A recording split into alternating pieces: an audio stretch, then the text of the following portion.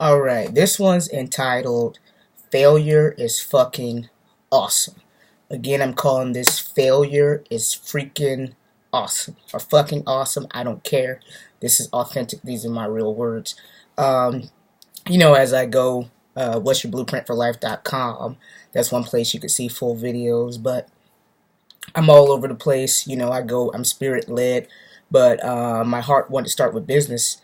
But you know how I am. I'll be here, there. But also want to do a shout out to this designer. This called Kingdom. Okay. So Louis Vuitton, all these people, they have a lot of money. So how about you kind of support some of your local artists that are up and coming? Same thing like me. Apple and Google have a lot of money. So when I build my new company, I want you guys to support me. Check out what the stuff that I got going on. So when I get light bulbs, I either write on my notebook that I write a lot, or I'll just speak and let it go. And today I was inspired to speak again. And you know how I go, just have these things rolling. So failure is awesome. The reason why I'm saying this is I'm going on my fourth company.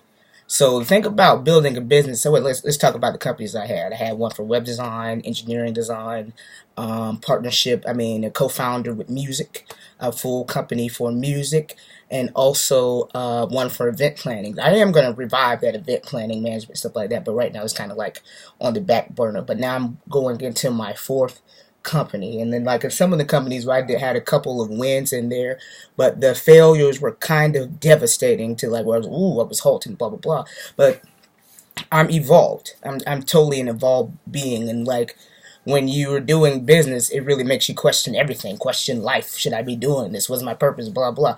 Of course. You know what I'm saying? Of course, everybody has the ability to like be self-productive or link up to something. You know what I'm saying? Because if they didn't, there wouldn't have been any CEOs or entrepreneurs. And like I said, we're in a completely new age, and entrepreneurs are the only way that really I think we can evolve, because we need innovation and to produce. And like I said, America has been turned into consuming, and they're still like kind of stuck in the industrial age. So to evolve and to create things and create these opportunities, you have to create them yourself. It's no longer waiting on Jesus or Superman or Kryptonite or whatever the hell that everybody's been waiting on. You have to evolve, bring yourself up to yourself. Like you see, these companies are not doing it. They're doing things that are effective, and they are innovating, but their innovation will leave less and less for the human element when you really think about it. Amazon, Google, some of these companies, like the same companies that had 500,000 employees, almost a million, there's billion-dollar companies that might have 20 employees. So you need to understand that that's the new paradigm that we're in. So you have to kind of figure out, a balance of this. And again, like I said, I'm not jumping and say, "Ooh, just jump into like the water." That's what anything. I got this from my brother, the 13th son.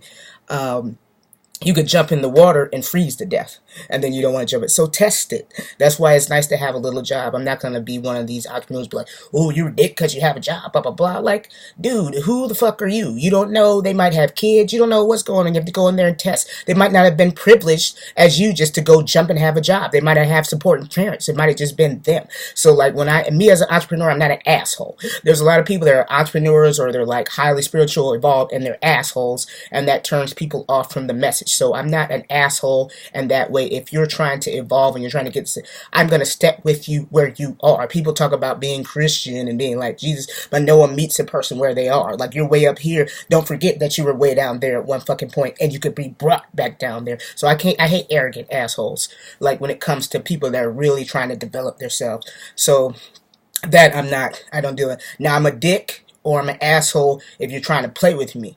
So, because I take spirituality and business, certain things very seriously. So if you're just on here to just debate with me, or talk about the average thing that people are talking about everywhere, fucking nonsense, yes, I'm a dick. I'm a complete dick, because I have no time for foolishness. I don't tolerate foolishness, but I have patience for someone who's really trying, and they might make mistakes and stuff along the way, or confused, or super, like, because that's me. So the thing that I want to say about why I love failure, because when you win, you don't learn anything.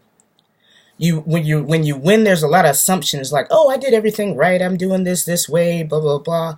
In reality, that just might not be the case. You might have been extremely lucky, anything like. But when you lose, man, you're thinking. You're thinking. Like I said, I've been thinking for like months, and like, I mean, the first thing for me with self mastery, like I said, a lot of my success when I was just working for a job or something, like God was completely cut out. So I put that right back first. So that's where I first went. Like I went for like the Most High, like I said, and then from my atheist friends, like I have those two. Like, if you don't believe there is a higher self, and you do have a soul. Like, I mean, when you study physics, they say the protons and this and blah blah blah, and then we come from a combination of stardust or however you want to look at it. So there's something beyond just this material thing that you will see. So for a lot of my atheist friends, understand that Albert Einstein and a lot of people studied metaphysics. So that's like, they just did not study material. They studied energy and stuff not seen that created the material. So don't be one-dimensional wherever you are. If you're religious, if you're non-religious, don't be one-dimensional, because things are just not that way. It's not red or green, white or black, blah, blah, blah. There's gray, and that's, like I said, that's where we're moving into unity.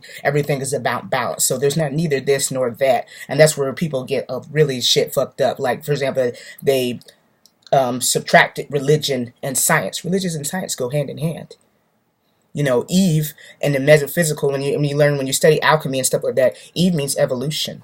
To evolve, where you left off before, you're evolving and going to the next. So all these things go hand in hand, and there's secret meanings and messages. Everybody wants to split and divide things. That's why shit is fucked up. When you realize, same thing, even with your foot.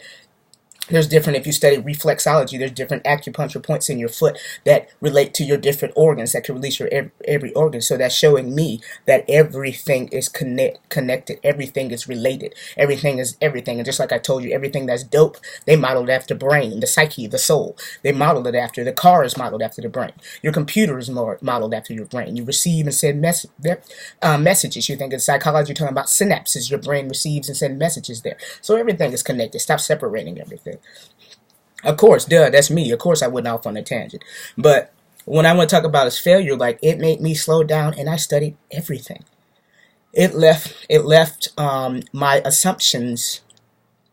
It made me not make assumptions anymore, and that was pretty dope. So with studying that, I started looking at, okay, people who are doing this and doing this right. What are the recipes that they had doing this right? Also, there's one thing to develop a plan. A plan is like, okay, this, here, boom. Plans don't work. Period.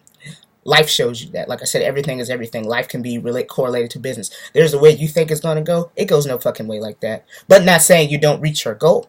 You still can reach your goal. So that helped me develop strategies. Strategies is like a plan on steroids. So there's like probable things that always can happen. So say, okay, and I learned this from Reid Hoffman. He said, okay, for example, you have, he's a billionaire entrepreneur. And he's one of the founding fathers of LinkedIn. So again, I've sat with real billionaires, why people like, so, cocky, they're making a couple of million. That's not a big deal. I've sat with billionaires, and they've been some of the most humble people in my life that I sat with that have the highest level. Like, a billionaire is one of the highest peaks that you want to reach, and they're more humble than you. You know what I'm saying? That makes no sense. You made a couple million, so what? You know what I'm saying? I sat there with Jeff Weiner. He sat there and had lunch with me. He replied to my email when I was stressed out at LinkedIn. So, like, yeah, and that made me feel special because, just me, a little employee, he reached out to me. So basically, the big point is, like, when they're talking about strategy. So a strategy is like an advanced plan on steroids. So, like, for example, you talk about, okay, one of the last things when you open a company, there's exit strategy. Okay, what would I do? Like, if all this doesn't work, I'm going to try all this, how would I exit? Okay, am I trying to sell this off? I'm going to sell this assets. I'm going to sell this to another company. Strategies like, okay, if we experience hypergrowth, or what if these conditions don't change? Experiment. So when you're developing a strategy, you really have four like causes or four directions this can go. Okay, if this goes this way, but there's hypergrowth, what I would do here. If it goes this way and I need a little bit of funding, what would I do here? So it then makes you, when you have like, just like with finance or like money, when you have stuff saved for rainy days and things like that, or emergency funds, all these like four dimensions of things, it makes it a little simple. So if emergency happens and you got $10,000 in the bank, you're really not sweating that emergency as bad as if you're like, oh, I got to come up with this money. And say your company does extremely well. Say this month you make 100,000. But again, using strategy, it's like, oh, I'm not going to blow all that 100,000. I'm not going to make an assumption that just because I made 100,000 this month, it's probably going to make 100,000 next month. I'll take that first. Okay, and we say we deal with reality right now. I have 100,000, so I'm going to take that first level and I'm going to invest that. I'm going to invest a certain, and then I'm going to invest, and then I'm going to have another portion. Okay, in case conditions change and things like that, and then I'll have another portion that whatever that I'm willing to lose. You know, what I'm saying, another portion that, okay, I'm gonna experiment with this and experiment new ideas and see, different waves. So like, it doesn't matter what company you are on, or what are you doing, just in life. Like beyond plans, I recommend people develop strategies because they're foolproof. So if you have like A,